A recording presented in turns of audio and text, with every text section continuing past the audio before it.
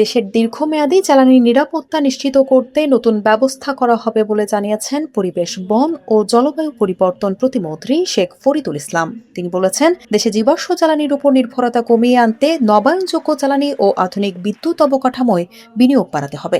মঙ্গলবার বুয়েটে অডিটোরিয়ামে জ্বালানি ব্যবস্থা ও বিদ্যুৎ পরিকল্পনা নিয়ে এক সংলাপে তিনি এসব কথা বলেন। এ সময় বাংলাদেশের আগামীর জ্বালানি ব্যবস্থার চ্যালেঞ্জ তুলে ধরেন বক্তারা।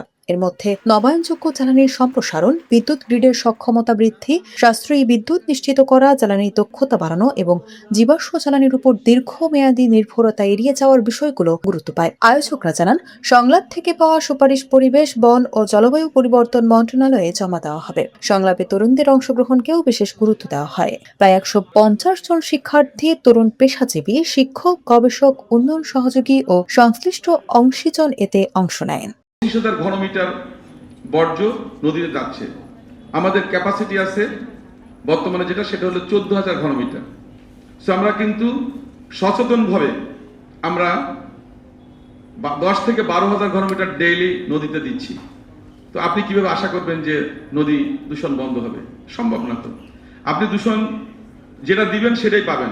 কম্পিউটারে একটা শব্দ আছে, যেটা আপনি ইনপুট দিবেন সেটা আউটপুট পাবেন। ইনপুট না দিলে তো আউটপুট আসবে না, তাই না?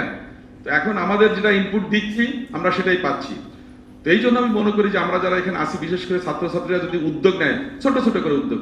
আপনি সারা ঢাকা শহর আপনার দায়িত্ব না, আপনি আপনার বাড়ির দায়িত্ব নেন, বাড়ির সামনে জায়গাটা আছে সেটার দায়িত্ব নেন। এখানে যদি আপনার 200 ছেলে মেয়ে থাকেন, 200 ছেলে মেয়ে যদি 200 বাড়ির সামনে দায়িত্ব নেয়, তো ঢাকা শহরের একটা বড় পার্ট কিন্তু ক্লিন হয়ে যাবে।